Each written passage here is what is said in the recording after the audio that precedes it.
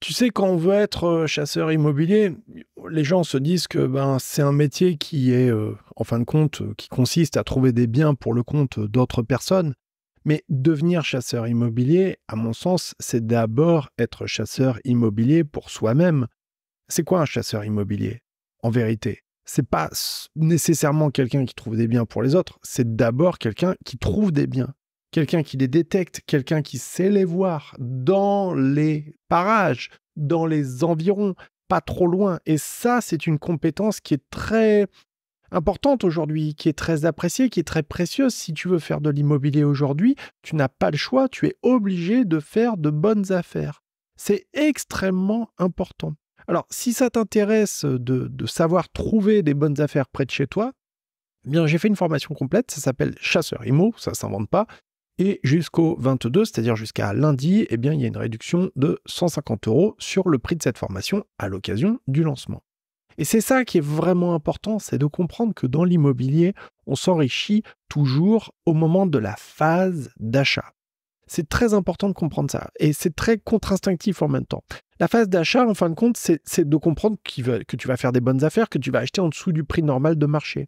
Et c'est possible, même aujourd'hui, c'est possible. Et on est même dans une bonne période pour le faire, puisque comme les taux bancaires ont tendance à tout doucement baisser, si cette baisse continue de se confirmer, on va avoir une forte hausse des prix de l'immobilier d'une part. Et d'autre part, la fameuse baisse des prix avec laquelle tout le monde nous bassine tout le temps, voilà, je suis désolé, dans les grandes villes, oui, on a des prix qui ont baissé, mais en province, et je prends mon cas particulier, moi, j'ai pas baissé les prix, mes loyers, ils ont continué à augmenter, et les biens autour de chez moi, ils continuent à se vendre de plus en plus cher.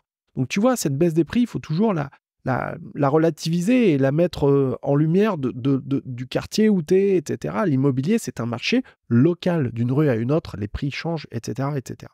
Donc en fin de compte, eh bien, le seul moyen de réussir à s'en sortir à long terme, le seul, d'être sûr de te blinder, de pas te planter, c'est d'acheter pas cher. Et la bonne nouvelle, c'est que partout en France, aujourd'hui, tu trouveras des gens, alors peut-être qu'il y en aura de plus ou moins en fonction des périodes, mais tu trouveras toujours quelqu'un qui est pressé de vendre.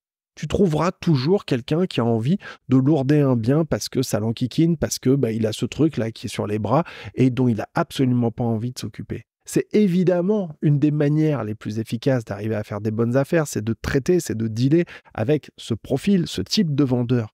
Et réussir à les trouver, ça peut sembler facile, mais c'est pas toujours aussi évident parce que si tu te contentes de regarder les annonces sur le Bon Coin, et je sais, peut-être tu es déjà en train de le faire, tu regardes tout le temps les annonces sur l'immobilier, sur ce loger, le Bon Coin et tout machin, tu t'es mis des alertes dans tous les sens, et tu trouves rien. Et il y a rien. T'as même été voir des agents immobiliers, ou t'as même été toqué à des portes et tout machin, tu regardes les vitrines à chaque fois, et tu trouves pas de balle.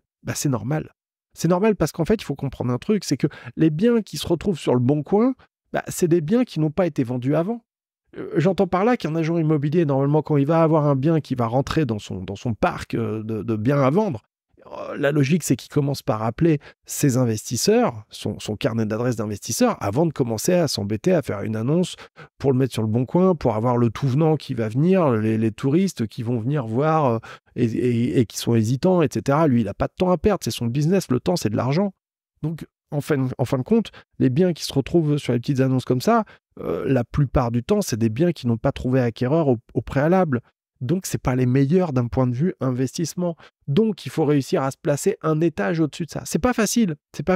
Et j'en parle en détail dans la formation Chasseur Immo parce que justement, réussir à avoir plusieurs sources de bons plans, en fin de compte, de bonnes affaires, c'est la manière la plus simple et la plus efficace de réussir à optimiser tout ça, à en avoir plus. Tu sais, prends l'image d'une araignée qui va tisser une toile.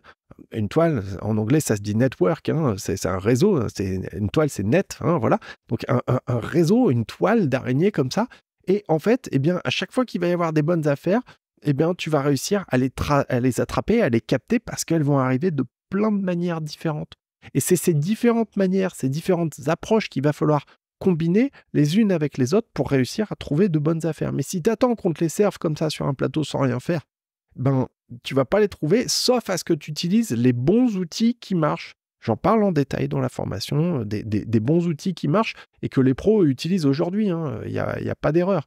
Ça marche, et je le sais que ça marche parce que je te montre comment ça a marché pour moi, comment je m'en suis servi, comment certains de mes clients s'en servent et comment ça leur permet d'obtenir les résultats qu'ils souhaitent. C'est-à-dire, leur résultat simple, trouver une bonne affaire près de chez toi. Parce que concrètement, si tu veux faire de l'investissement immobilier mais que tu ne fais pas une bonne affaire, ça veut dire quoi? Ça veut dire que tu t'es pas acheté un investissement rentable, ça veut dire que tu t'es acheté une dette. Ça veut dire que, ouais, peut-être à terme, tu vas gagner de l'argent si tu revends un jour avec une plus-value. Oui, ok, nous sommes d'accord. Mais la vérité, c'est qu'en attendant, tu dois trimer, et il est peu probable que la banque continue de te prêter de l'argent, puisqu'elle va voir que sur un premier investissement immobilier que tu as fait, t'es négatif, quoi. Tu perds tu perds de l'argent.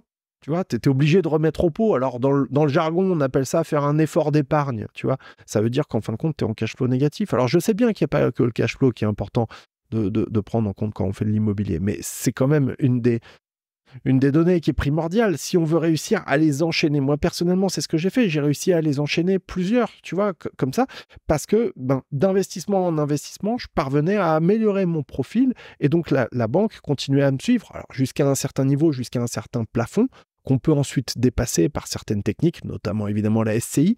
Mais c'est ça qu'il faut comprendre, c'est que pour réussir, et même avec des SCI d'ailleurs, si tu veux réussir à long terme, il n'y a pas d'erreur. Tu dois faire des bonnes affaires. Alors attention, parce qu'il y en a aussi qui se prennent pour des chasseurs IMO, tu vois, et qui font les choses eux-mêmes sans s'être formés et qui font des grosses erreurs. Je te donne une erreur, par exemple, c'est de mal estimer le montant des travaux de rénovation.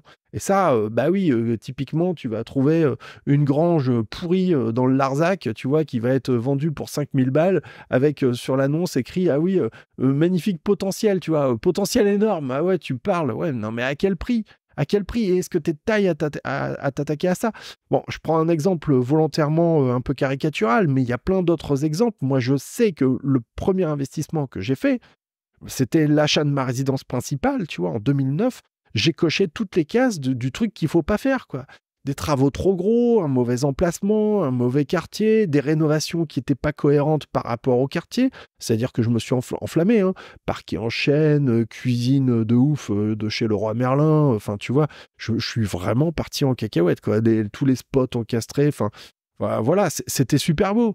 Mais il n'y avait pas besoin de faire ça, quoi. Si j'avais fait beaucoup plus simple, ça aurait pu permettre d'être cohérent et finalement, ce serait revendu tout aussi bien quelques années plus tard. Et ça, c'est un point aussi dont personne ne parle, c'est qu'en vérité, quand on investit dans de l'immobilier, eh bien, il faut toujours penser à une éventuelle sortie. C'est-à-dire que malheureusement, dans ce bas monde, rien n'est éternel. Et quand on fait de l'immobilier, on se dit que c'est pour toujours, pour toute la vie. Et ça, c'est le piège de ceux qui font parfois des achats ou des investissements. Ils se disent, oh, bon, ok, oui, c'est plus cher. Oui, d'accord, c'est vrai. Ouais, ça me coûte 15 000 balles de plus. Mais au fond, qu'est-ce que c'est 15 000 balles de plus à l'échelle d'une vie, puisque de toute façon, c'est un bien que je vais garder pour la vie entière. Eh non, non, non, non, ça va pas, mon ami. Si tu réfléchis comme ça, tu te mets le doigt dans l'œil, mais alors jusqu'au trou de balle, ça va pas aller. Ce qu'il faut, c'est vraiment faire la bonne affaire tout de suite. Et ensuite en faire une autre peut-être dans 6 mois, 1 an, 2 ans, 5 ans, ça dépend de ce que tu peux faire et de comment la banque va te suivre. Mais il ne faut pas vouloir absolument te mettre la pression en te disant « je dois faire une bonne affaire ». Là, ici, absolument cette année, il faut essayer de tisser ta toile et on ne te demande pas d'en attraper 50, on te demande d'en attraper un. Dans la formation Chasseur IMO, je t'explique comment en attraper au moins un, là, avant la fin de la semaine. Avant la fin de la semaine, tu peux en attraper au moins un. Donc tu vois, c'est quand même pas compliqué, quoi. Parce que je te donne tous les outils, je t'explique et je te montre comment il faut faire et comment j'ai fait, quoi, tu vois. C'est ça en vérité le vrai problème. C'est que les gens, ils se disent « Ah ouais, je trouve rien, donc il n'y a rien. » Ou « Je trouve rien, donc je suis nul. » Non, c'est pas ça. C'est pas de ta faute si tu n'as pas encore réussi à faire des investissements rentables aujourd'hui. C'est pas de ta faute. C'est parce qu'on t'a pas appris comment faire. On t'a pas montré. Et si tu le sais pas, tu peux pas le deviner. Je le sais parce que moi-même, au début, quand j'ai commencé, j'ai voulu jouer les cadors et je sais tout faire. Résultat, je me suis complètement planté, quoi, tu vois. Et j'ai ramé ensuite pour récupérer pour rectifier le tir. J'ai ramé. Mais par contre, la piqûre, je te prie de croire qu'elle a été violente, profonde et définitive.